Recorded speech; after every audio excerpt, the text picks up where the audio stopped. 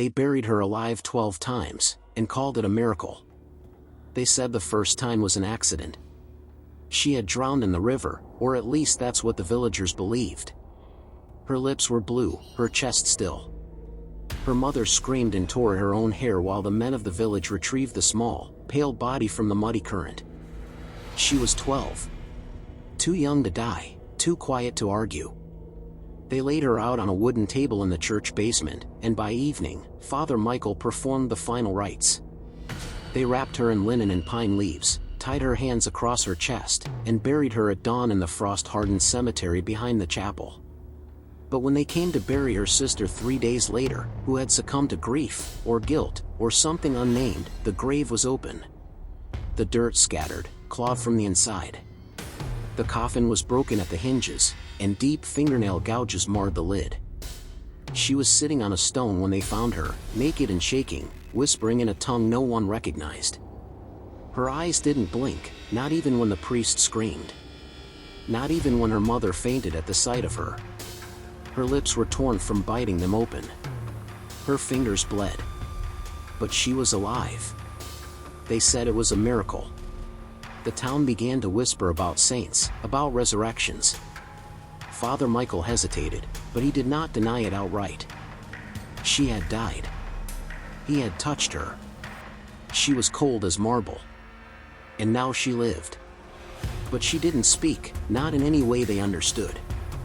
Her words were wet, thick, and misshapen. Her mouth moved like it remembered drowning. She didn't eat, didn't sleep, didn't blink. And she didn't stop staring. At nothing. At everything. The second time, it was punishment. They said she had brought something back with her. That she wasn't their child anymore. The baker's daughter died after sharing a bed with her for a night, black blood bubbling from her nose, her mouth stretched unnaturally wide, as though something had whispered into it and never left. They buried her again. This time they salted the coffin and nailed the lid shut with 3 iron spikes. Father Michael cried as he threw in the first handful of dirt. The mother was locked in her house, screaming. No one touched her this time. No one wept. But 7 nights later, they heard the knocking. It wasn't on a door. It came from the floorboards. The sound of wood bending under pressure. Then something sharp dragging along the underside. Like claws. Or nails. They exhumed the grave again, desperate and afraid. The lid was cracked. Inside, she lay staring upward, mouth wide open in a silent scream. Blood filled her ears. She was breathing. The town went quiet after that. She wasn't a child anymore. Not even a girl. She was something else. Something that returned too easily. The priest refused to speak her name. The villagers averted their eyes. The mother stopped opening her shutters. The child wandered through the cemetery barefoot, trailing a wooden doll with no face. Always smiling. Always watching. They didn't wait for the third death. They bound her in wire and buried her alive. This time they placed a bell above her grave, tied to her wrist. But the bell didn't ring. Not that night. Not the next. It rang on the third day, as thunder rolled in and lightning crawled over the steeple. The bell swung violently, as though something were jerking the rope from below. When they dug her out, despite their better judgment, her hands were gone. Torn off at the wrists. Her mouth was full of teeth, too many teeth. Her eyes had no pupils. But she lived. The 4th time, they tried to burn her. They locked her in a barn soaked in oil. Lit the base. They said they could hear her scream, but the sounds came from behind their own teeth. Like an echo that didn't belong. Like remembering pain that hadn't happened yet. In the ashes, they found no body. Just footsteps.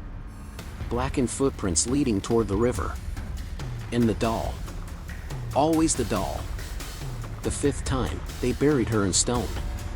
Inside a cave, beneath the collapsed ruins of an ancient monastery.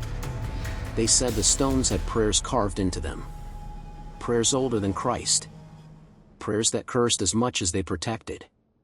They sealed the mouth of the cave with holy water, crosses, nails, teeth from a madman's skull.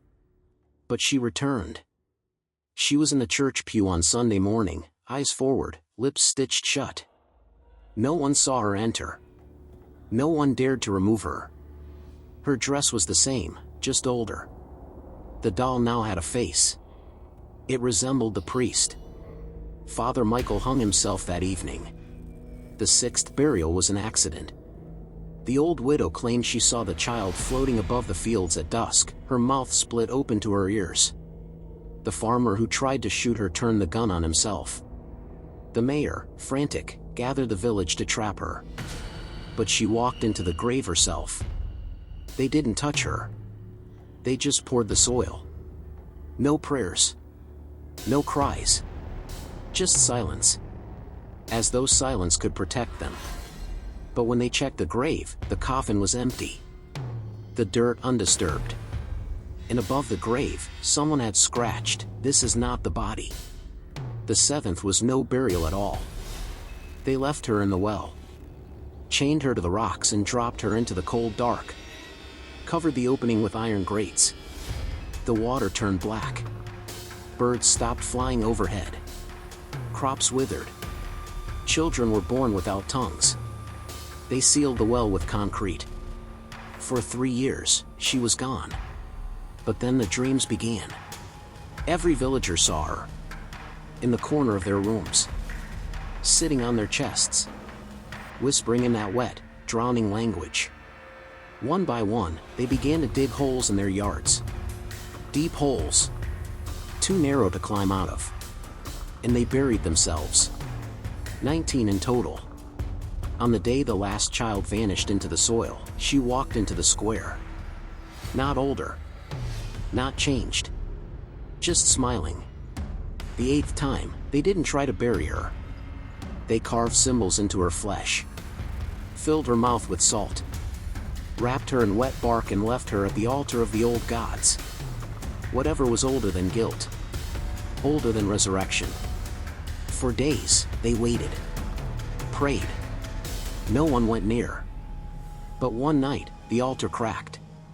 And she was gone. In her place was the priest's rosary, melted into a puddle of teeth. The doll was there too, now wearing a veil. It blinked when you looked too long. The 9th time, a man from the city came. He was a scholar. Said he had heard rumors. Wanted to study her.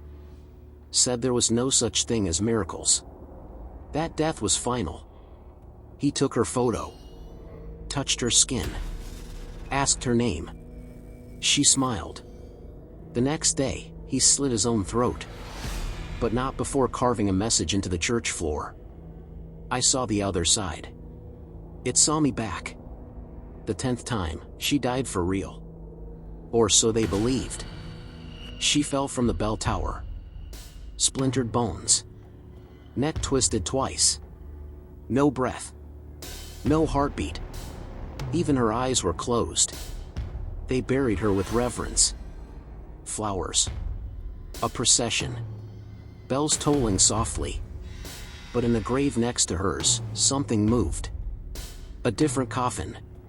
A fresh one. The old mayor's wife, who had passed from fever, was clawing at the lid. Her mouth bleeding. Her eyes gone. And in her place, they found the girl, curled like a fetus, smiling as if reborn. The 11th time, they begged. They pleaded with her. Asked her what she wanted. What it would take for her to stay dead. The butcher's wife offered her own tongue. The blacksmith gave his hands. They left offerings at the river, at the graves, at the church. She didn't speak. But she led them. Out of the village. Into the woods. To a place where trees grew in circles and the wind forgot its name. There, she pointed to the earth. So they buried her again. This time, with no prayers. Just silence. And still, the 12th time, she returned. Not from the grave. Not from a scream. But from within. One by one, the villagers felt her in their minds. In their dreams. She walked behind their eyes. moved their hands, spoke through their teeth. When they blinked, they saw her face behind their lids. The doll now stood in every home. And then, she wasn't seen again. Not in body, not in shadow. But they all knew she was still there. Living in them. Watching through them. And they say she's waiting. For someone to bury her again. For the 13th time. And maybe that will be the last. But no one dares try. The silence that followed her 12th return was not peace. It was watching. The kind of stillness that settles before a scream. A breath held too long. The sun still rose, the crops still swayed in the wind, but the villagers moved like marionettes. Careful. Measured. Watching every shadow, every reflection, every flicker in the corner of the eye where she might be waiting. They boarded up the church. Abandoned the cemetery. Burned their own homes and built new ones farther down the valley, where the soil hadn't yet remembered her footsteps. But even there, strange things happened. Children were born mute, yet moved their lips in sleep. Rain fell upward. Dreams bled into waking hours, and no one trusted their own eyes anymore. Some believed she had taken root in the land itself. That the 12th burial hadn't brought her back in body, but as something else. Something larger. The hills grew teeth. The trees groaned like old women. And every so often, the village dogs would gather at the edge of the old road and begin howling, not at the moon, but downward, as if mourning something buried just beneath the grass. One boy disappeared while playing hide-and-seek. They found him 3 days later, inside the schoolhouse that had been locked for years. He didn't remember entering it. Didn't remember his name. But when asked what he saw, he whispered. She said she never sleeps. She watches the dirt breathe. The 13th burial was never discussed aloud. But it haunted them all. They didn't know when it would come. Or who would bring it. Some thought it had to be done by blood, her own blood, if any remained. Others thought it needed to be done by a stranger. Someone who didn't dream in her language. Someone she wouldn't recognize. So they waited. For the stranger. And eventually, he came. He was a traveler, or maybe a pilgrim. They never learned his name. He wore black, but not like a priest. More like the absence of color. As though the night had made him. He listened to their stories. Didn't laugh. Didn't doubt. Only nodded, and asked, "Where did you bury her last?" The villagers took him to the trees, what was left of them. The circle of ashen earth and crooked roots that had grown around her 12th grave. No flowers bloomed there. No birds sang. And the sky always seemed darker above it. He didn't hesitate. He stepped into the circle. Laid down a lantern, a knife, and something wrapped in linen. The villagers watched from the edge, afraid to cross the invisible boundary. He knelt, whispered something into the soil, and began to dig. But not with his hands, with his voice. Each word pulled the dirt aside. Softly. Patiently.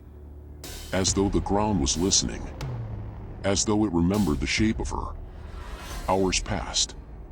Then silence. Then the sound of crying. But not a man's voice. A child's. They watched as he pulled something out from the ground, not a body, not a corpse. But her doll. The face had changed again. It looked like him. He laid it down, placed the knife beside it, and picked up the linen-wrapped object. It moved. He unwrapped it. And there she was. Still 12. Still pale. Still smiling. But this time, her eyes were closed. He lifted her in his arms and began walking, past the village, past the river, past the fields where the scarecrows turned their heads when no one watched. He didn't stop. He walked until the trees swallowed him whole. No one followed. Not at first. But over the weeks, the dreams returned. The whispers. The knocking. A soft weeping from inside mirrors. People started speaking in tongues they didn't know. Wives tore out their hair. Men refused to sleep. And then, she was back. But not walking. Not breathing. Just there. Inside them. A girl behind their smiles. A voice humming beneath their thoughts. A rhythm their hearts had learned without consent. One morning, the villagers awoke to find every home had a new door. It wasn't there the night before. Just a small wooden door, somewhere on the wall, sometimes on the ceiling. No handle.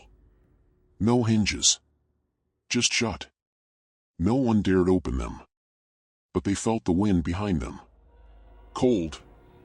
Wet. As though from underground. One by one, people began disappearing. Not with screams. Not with violence. Just gone. Slippers left beside beds. Food half-eaten. A kettle still warm. But no sign of them. And always. The door. Now slightly open.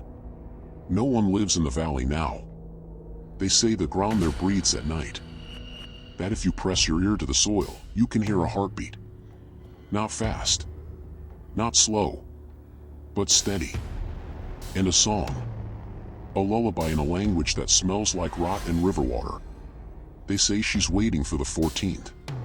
Not a burial. A birth. Because what they buried 12 times was never a child. And what came back each time was never alone. There's a reason no birds fly over that valley now. Even the sky avoids her. No maps name the village anymore. It was erased from every registry, from every book, from every prayer. Travelers who pass too close forget their way. Roads reroute without reason. Compass needles spin. Horses refuse to go near. Trees bend to block paths. But sometimes, when the mist rolls too low, when the moon flickers like a dying candle, you can still see the rooftops. The outlines of the church bell tower, broken in half like a snapped neck. And the cemetery, rows of graves that shift places when you're not looking. The old houses, windowless now, with dark stains crawling up their walls like ivy. And deep within, that door. Always the door. There are hundreds now. Thousands, maybe. In basements. In tree roots. Beneath pillows. Behind mirrors. Some are no bigger than a coin. Others the size of a person. But all of them hum. Faintly. Like a voice from underwater. They don't all open. But when they do, it's always slow. Quiet. Patient. The kind of opening that makes your ears ring. That makes the air feel thicker. That makes your bones hurt, even if you don't know why. She never rushes. She waits. They say her name isn't even a name anymore. It's a shape. A color your eyes can't hold. A memory from before you were born. Those who try to write it down wake up with their hands missing. Not torn off. Just gone. As though they were never there. Some say she's still trying to find the right burial. That each return was a mistake. That she doesn't want to come back anymore. That she's tired. That she's stuck. But others know better. They know it was never about rest. Or resurrection. It was about multiplication. A seed doesn't die when it's buried. It grows. They buried her 12 times. 12 chances to root herself in the soil, in the flesh, in the language of the human mind. Each time, she brought back more of something. Something that didn't belong here. Something older than prayer. Something that could only enter through suffering, through fear, through belief. They used to say she was a miracle. Now they say she's a threshold. A living doorway.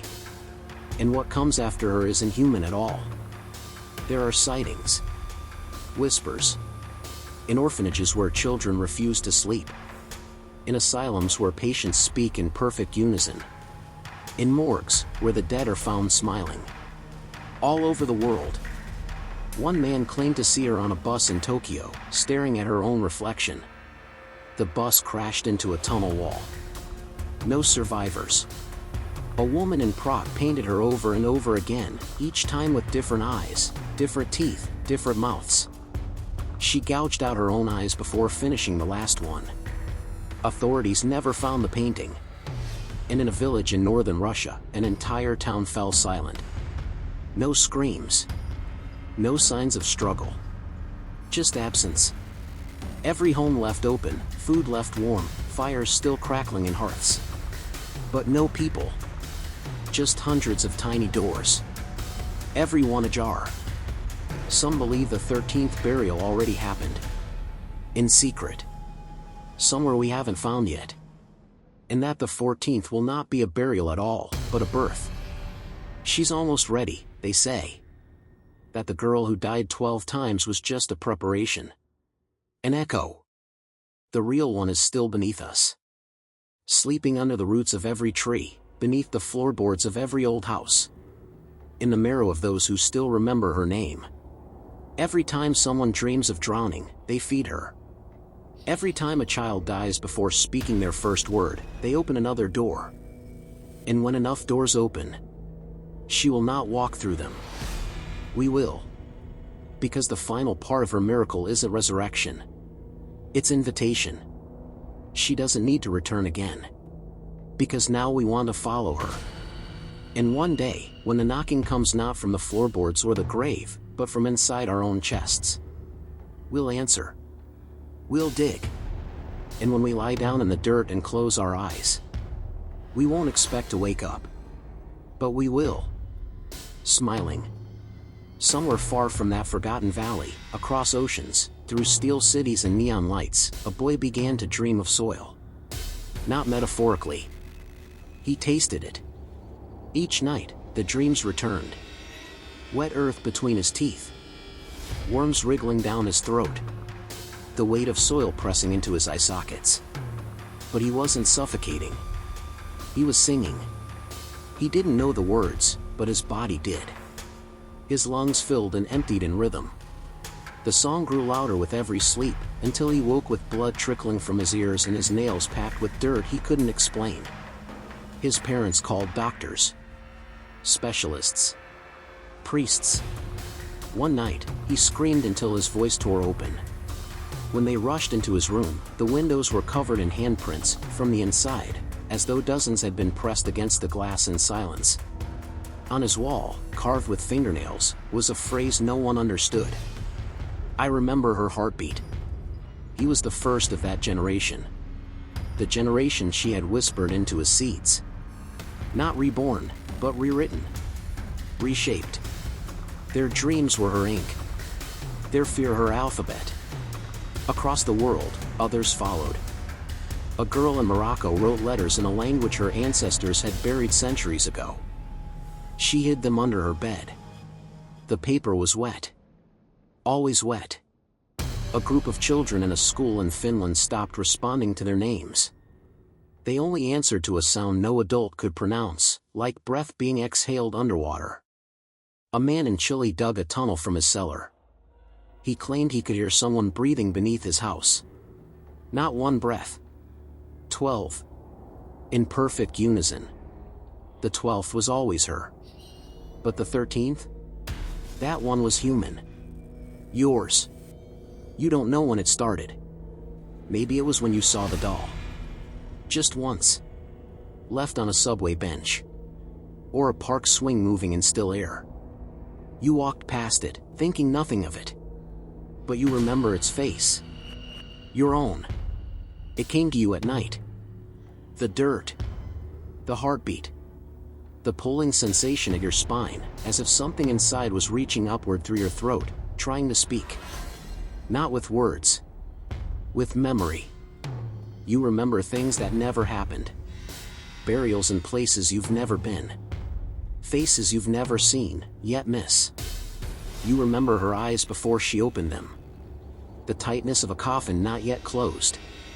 You dream of being covered, slowly, carefully, as voices cry and whisper and beg. Not for you. For themselves. Because they know what happens when you open your eyes. You've started locking doors you don't remember installing. Drawers are open in the morning. Your mirrors fog at night, even when you haven't showered. And sometimes, you see something move behind the glass. Not her. You. But smiling. And you don't remember smiling. Last night, you found dirt in your bed. Under your fingernails. You don't own plants. And you woke up humming. Soft. Rhythmic. Like a lullaby you never learned. Like a promise. There is no stopping her now. The 13th is not a burial.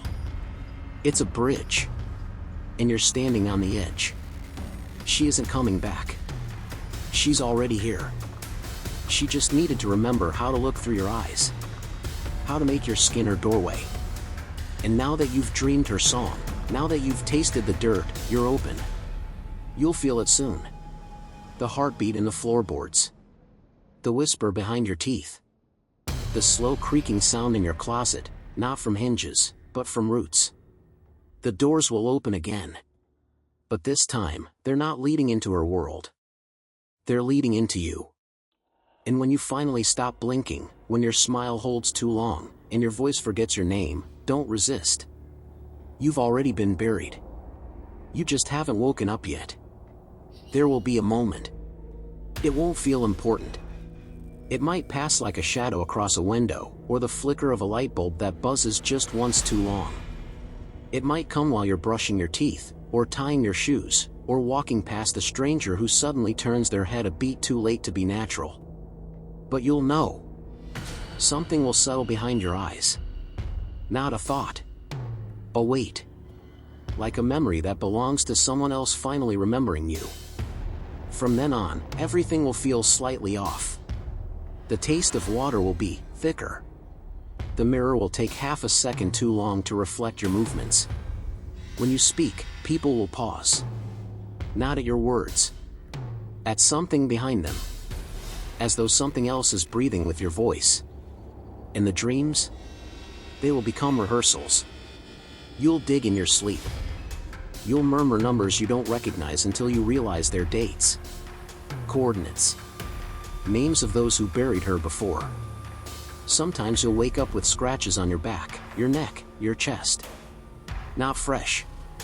Old. As if you're not just waking from sleep, but from earth. Somewhere, beneath the floorboards, beneath your bed, beneath your tongue, she is waiting to come through. But it isn't about her anymore. It's about you. Because you were the one who remembered. You were the one who sang. You were the one who smiled, once, in the dark, just once, when you thought no one was watching. But she was. She always has been. The villagers believed they were burying a child. They were wrong. They buried a doorway. And now that it's open through you, she's spreading. Quietly. Each person you pass, each whisper you don't quite hear, each time your reflection flickers without moving, it's working. The 13th wasn't a burial. It was an infection. And the 14th? The 14th is multiplication. You will not be the last. There are others like you. Already changing. Already blinking less. Already forgetting the names they were born with. The heartbeat is not just hers anymore. It's yours. And his. And theirs. And it is getting louder. You'll hear it in the hum of your refrigerator. The buzz of a street lamp. The static between radio stations. All of them pulsing in that same, slow rhythm. Thump. Thump. Thump. And when it stops, when that sound finally cuts out, it won't be silence that follows. It'll be her voice. No longer drowning. No longer buried. No longer asking for you to open the door. She's already inside. And now she's asking you to let her out. You will try to ignore it. The way your breath sometimes moves out of rhythm with your chest. The way your shadow lingers just a second longer after you've stepped away. The way strangers look at you with pity or recognition. You'll try to blame it on stress, on insomnia, on coincidence. But deep down, you'll know. You'll remember the dirt in your mouth. The weight on your chest. the feeling of waking up underneath something. And then one night, you won't wake up at all. Not in the way you used to. You'll open your eyes to pitch black, to the silence of soil pressing in, to fingers that don't move unless she wants them to lungs that breathe only when she remembers how. And above you, softly, lovingly, you'll hear the sound of someone digging. Not to rescue you, not to mourn, but to join you. Because this time, the grave is wide enough for two. And when it opens, when the earth splits, and the door creaks, and the world leans in to listen, it won't be her that climbs out. It'll be you. Smiling, eyes wide, unblinking, mouth full of old songs. A miracle, they'll say. A resurrection. Another child returned. And the cycle begins again. Because no one ever buries her once. They bury her again. And again. And again. And each time, she brings someone with her. This time, it was you. The end.